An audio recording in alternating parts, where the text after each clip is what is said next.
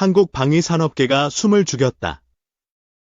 대한민국 정부가 KF-21 전투기에 700대 양산이라는 사상 초유의 결정을 내렸기 때문이다. 이 소식은 단순한 국방계획 변경이 아니라 한국의 전략적 패권 확대와 직결되는 중대한 터닝포인트로 평가되고 있다. 군사 전문가들은 이 결정을 사실상 제2의 K방산 독립선언이라 칭하고 있다. KF-21은 원래부터 단순한 전투기 개발이 아니었다. 한국의 독자적 항공전력 확보, 그리고 미래 전장 주도권을 위한 핵심 카드였다. 그런데 이제 이 카드가 단순한 시제품을 넘어 본격적인 전략 자산으로 자리매김하게 된 것이다. 700대. 이 숫자는 결코 우연이 아니다. 이는 한국 공군의 기존 주력기들을 전면 교체하고도 남는 물량이다. 2025년 상반기 한국 정부는 KF-21 양산 예산을 기존 120대에서 전격 증액하였다. 국회 통과까지 불과 3일밖에 걸리지 않았고 대통령은 서명 직후 이것은 단순한 무기 생산이 아니라 미래 세대를 위한 결단이라며 목소리를 높였다. 이례적인 속도, 파격적인 물량. 이 모든 것들이 한국의 군사 전략이 이제 완전히 새로운 단계에 진입했음을 알리고 있다. 더욱 충격적인 것은 이 결정이 인도네시아와의 협의 없이 일방적으로 발표되었다는 점이다. KF-21 개발 초기부터 공동투자국이었던 인도네시아는 사전에 어떤 설명도 받지 못했다며 격한 반응을 보였다. 인니 국방부는 성명을 통해 한국이 우리를 배제한 채 독자 노선을 걷는다면 더 이상 동참할 이유가 없다고 경고했다. KF-21의 700대 양산은 단순히 한국 공군 전력의 강화만을 의미하지 않는다. 이는 국제 방산 시장에서의 존재감 확대, 동남아 및 중동 수출을 위한 포섭, 그리고 무엇보다 미국과 중국 사이에서의 전략적 자율성을 의미한다. 한국은 더 이상 무기를 수입만 하는 국가가 아니다.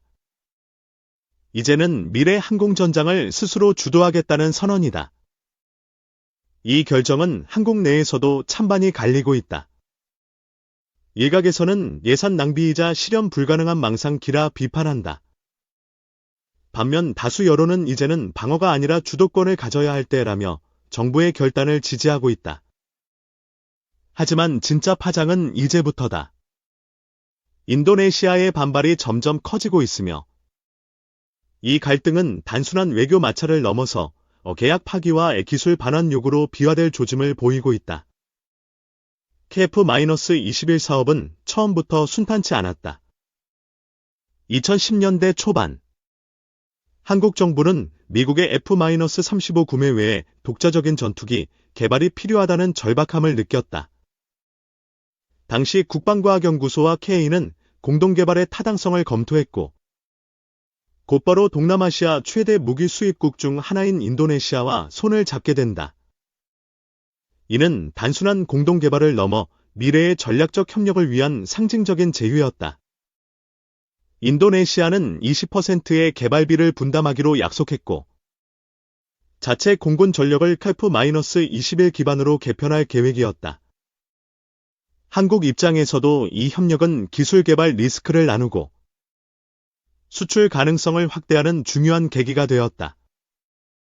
양국은 공동연구센터를 설립하고 기술 이전과 부품 공동 생산에 대한 협의도 진행했다. 겉으로 보기엔 비상적인 파트너십이었다. 하지만 문제가 생기기 시작한 것은 작은 문제였다. 인도네시아는 2017년 이후 분담금 납부의 차질을 빚기 시작했고 한국 정부는 이에 대해 수차례 항의했으나 별다른 개선은 없었다. 2020년에는 납부 연체액이 6천억 원에 달했고 심지어 인니 기술진 일부가 한국에 파견된 뒤 아무 통보 없이 귀국하는 상황까지 벌어졌다. 협력은 삐걱이기 시작했고 신뢰는 점점 무너져갔다. 이 와중에도 한국은 KF-21 개발을 중단하지 않았다. 심지어 인도네시아의 납부 지원분을 일시적으로 자체 부담하면서도 사업을 계속 밀어붙였다. 이유는 분명했다. 이 사업은 단순한 한빛리 협력 프로젝트가 아니라 한국 항공산업의 운명을 건 사활적 전환점이었기 때문이다. 인도네시아의 비협조는 부담이었지만 멈출 수는 없었다. 인도네시아 내에서도 입장이 갈렸다. 일부 군부는 한국과의 협력은 중장기적으로 전략적 자산기라며 사업 지속을 주장했지만 다른 한편에서는 차라리 중국과 협력하는 것이 현실적이라는 주장이 공개적으로 제기되었다. 이러한 내부 분열은 한국 측에도 그대로 전달되었고 상호 간 불신은 눈덩이처럼 불어났다. 그러던 중 2023년 인도네시아는 KF-21 프로그램 내 기술 권한 재협상을 요구하며 우리가 제공한 자금만큼 기술적 주권을 인정하라고 주장했다. 그러나 한국 측은 이를 수용하지 않았다. 이미 수차례의 계약 위반과 신뢰 훼손을 겪은 상황에서 다시 협상 테이블에 앉을 명분이 사라졌기 때문이다. 결국 두 나라 간 파트너십은 사실 인도네시아의 이탈 조짐은 이미 오래전부터 예고되어 있었다. 2021년 중반 인도네시아 국방부는 별다른 설명 없이 KF-21 개발비 납부를 무기한 연기한다고 발표했다. 한국 정부는 즉각적인 항해 서한을 전달했지만 돌아온 답은 재정 여건이 어렵다는 원론적인 변명뿐이었다. 이 시점에서 한국 내 방위산업계는 심상치 않은 기류를 감지했다. 같은 해 말 인도네시아는 러시아의 수-35 도입을 공식 검토하고 있다는 언론 보도가 나왔다. 이는 사실상 한국과의 기술 협력에서 발을 빼겠다는 신호로 해석됐다. 더욱이 인리 공군 고위 관계자가 기자회견에서 우리는 다양한 옵션을 고려 중이며 KF-21이 유일한 선택지는 아니다라고 언급하면서 의심은 확신으로 바뀌었다. 협력 관계에 균열이 생긴 것이다. 2022년에는 더 직접적인 행보가 이어졌다. 인도네시아는 중국과 공동으로 5세대 전투기 연구 협약을 체결했고 심지어 중국 업체들과의 실무회의 일정까지 한국에 통보하지 않았다. 이는 명백한 외교적 무례였으며 한국 정부는 강한 유감을 표시했다. 그러나 인리 측은 주권 국가로서 다양한 협력을 모색하는 것이라며 대래 반박했다. 이때부터 한국 내 여론은 분노로 돌아섰다. 게다가 인도네시아 국회 일부 의원들은 KF-21을 기술 미완성 제품이라고 폄하하며 예산 배정을 보류하자는 주장을 내놓기 시작했다. 이는 한국과의 신뢰를 또 한 번 훼손하는 행위였고 양국 간 갈등의 골은 더 깊어졌다.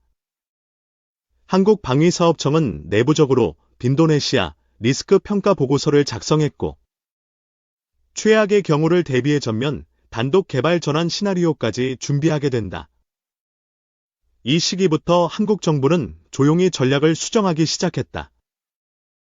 더 이상 인도네시아를 파트너로 보지 않고 단독 수출 및 자국 전력 확충을 중심으로 방향을 전환한 것이다. 이 판단이 바로 이번 KF-21 700대 양산 결정으로 이어졌다. 하지만 인도네시아는 그 배경을 눈치채지 못했거나 알면서도 반응을 늦췄다. 그리고 결국 사태는 걷잡을 수 없게 되었다. 한국 정부는 더 이상 관망하지 않았다. 인도네시아의 반복된 납부 지연과 중국과의 밀착 행보는 명백한 신뢰 파괴 행위로 간주되었고 국방부는 공식적으로 빈리의 KF-21 참여, 지속 여부는 무의미하다는 판단을 내렸다. 이러한 내부 분위기는 조용히 확산되었고 곧 청와대의 결정으로 이어졌다. 우리는 더 이상 흔들리는 파트너를 기다리지 않는다. 우리의 길은 우리가 정한다. 2024년 초 방위사업청은 KF-21 양산 물량을 기존 120대에서 단계적으로 확대하는 계획을 마련했다. 이 과정에서 국방기획단,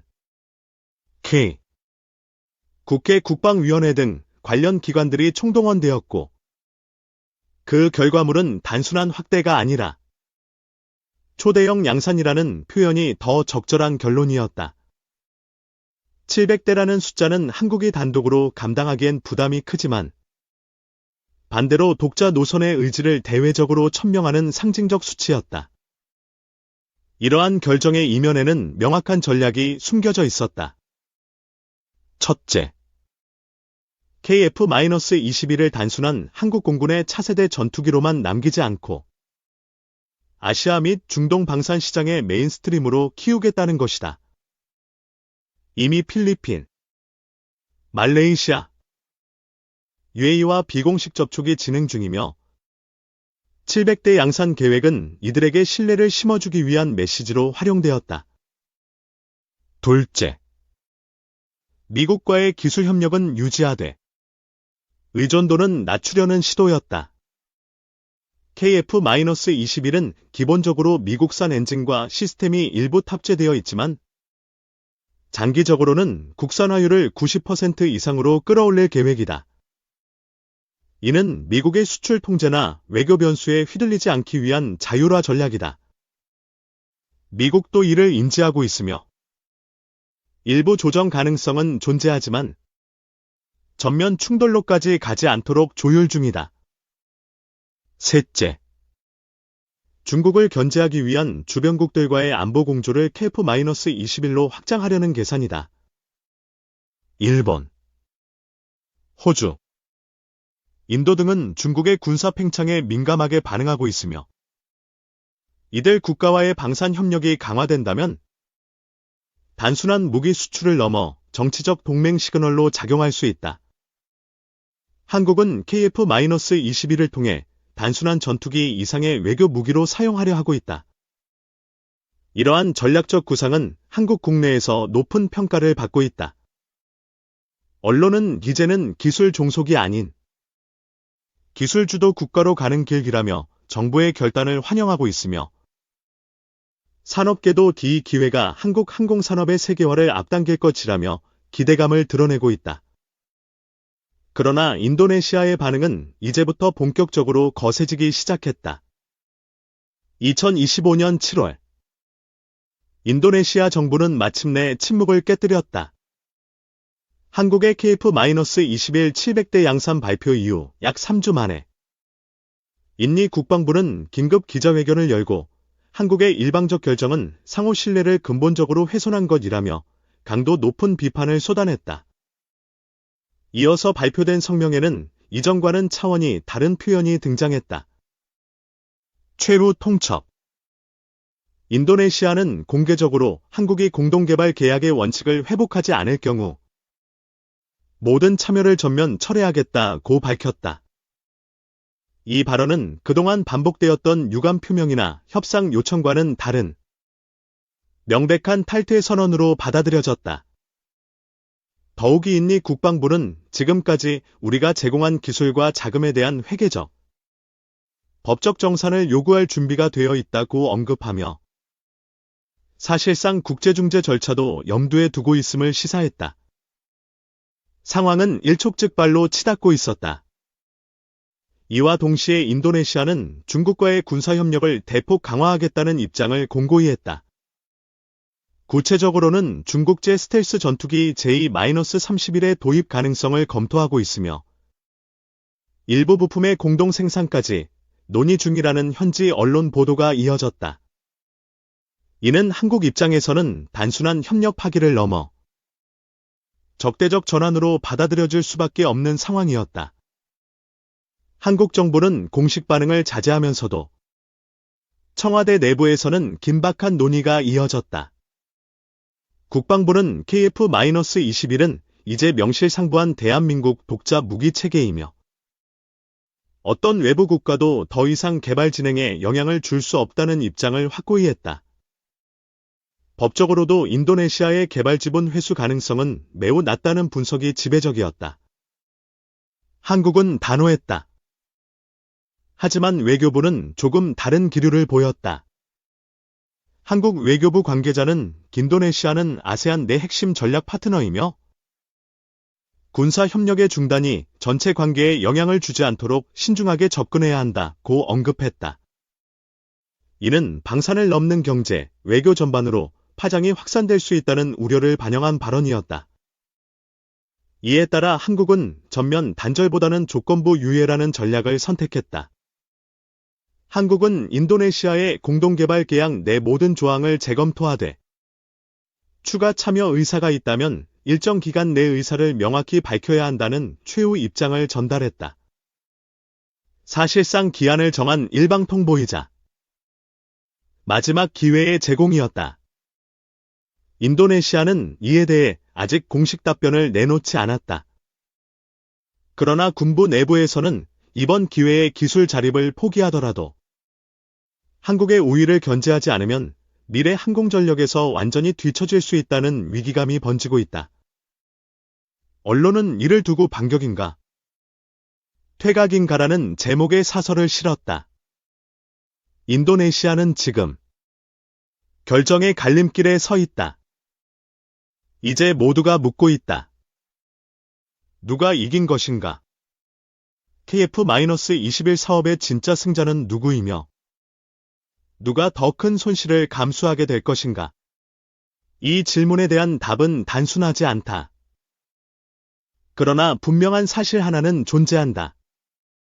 한국은 더 이상 동남아 국가에 기대지 않고 스스로의 힘으로 미래 항공시장을 개척하고 있다는 점이다. KF-21은 단순한 무기가 아니다.